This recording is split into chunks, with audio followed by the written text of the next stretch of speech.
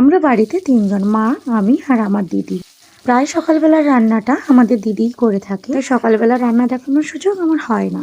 তাই রাত্রিবেলার বেশিরভাগ রান্নাটা আমি করি। আজকে রাত্রিবেলা খেতে ইচ্ছে করছিল কিছু নিউট্রেলার ঝোল। যেহেতু শীতকাল করে গরমকালের শুরু হচ্ছে, নতুন নতুন পটলও উঠছে। পটল আলু দিয়ে সোয়াবিনের ঝোলটা কত সুন্দর লাগে বলুন তো। জানি সোয়াবিন আর নিউট্রেলা দুটোই আলাদা। আমরা গ্রামে থাকি, তাই গ্রামের বেশিরভাগ মানুষই নিউট্রেলাকে সোয়াবিন বলে থাকে। নিউট্রেলাটা ভালো করে গরম জলে সেদ্ধ করে নিয়েছি, তারপর তেলে নিউট্রেলাটাকে ভালো করে ভেজে নিয়েছি। এদিকে মিক্সিতে ভালো করে পেঁয়াজ, আদা, রসুন, কাঁচা লঙ্কা, টমেটো একসঙ্গে পেস্ট করে নিয়েছি। এদিকে আলু পটলটাও কেটে ফেলেছি। তারপর কড়াইতে তেল দিয়ে আদা বাটা, রসুন বাটা যে পেস্টটা বানিয়েছিলাম ওইটা দিয়ে দিলাম।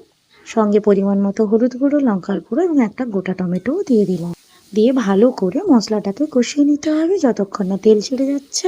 তেল ছেড়ে গেলে ওই মিক্সি ধোয়া জলটা একটু দিয়ে দেবো যাতে মশলাটা নষ্ট না হয়। তারপর ভালো করে নাড়াতে থাকবো।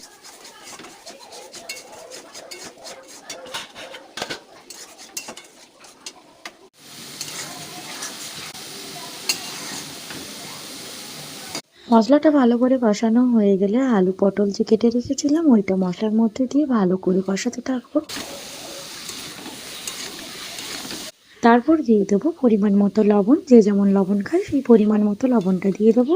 সবজিটা একটু কষা কষা হয়ে গেলে ভাজা নিউট্রেলাটাও ওই সবজির মধ্যে দিয়ে দেবো, দিয়ে ভালো করে কষাতে থাকবো। সবশেষে দিয়ে দেবো ঘরে বানানো গরম মশলাটা। আমরা বাইরের গরম মশলা খাই না, তাই ভেজে রাখি, মাঝে মাঝেই তরকারিগুলোতে দিয়ে থাকি, তাতে স্বাদটা অনেকটাই অন্যরকম আসে।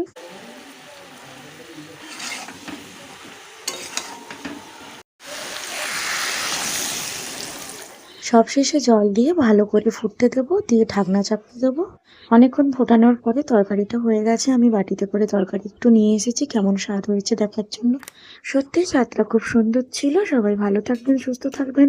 সবাইকে অসংখ্য ধন্যবাদ আমার ভিডিওটা দেখার জন্য। আর সাবস্ক্রাইব করে দেবেন বেল আইকনে।